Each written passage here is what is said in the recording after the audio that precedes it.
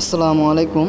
ভিডিওটিতে যেটি দেখতে পাচ্ছেন এটা হচ্ছে ডিজেল জেনারেটর, স্কেনিয়া ব্র্যান্ডের 440 কিলোওয়াটের। এই ডিজেল জেনারেটরটি মূলত সার্ভিসিং করা হচ্ছে যে ফ্লাইহুইলের সমস্যা থাকার কারণে।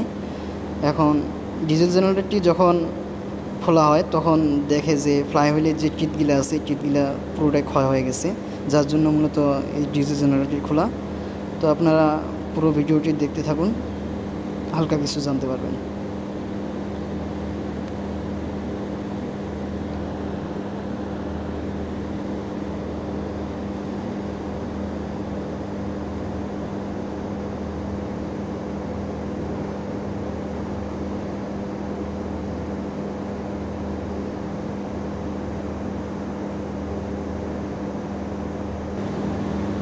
ধন্যবাদ বন্ধুরা, টেকনিক্যাল সলিউশন প্রো চ্যানেলের সাথে থাকার জন্য।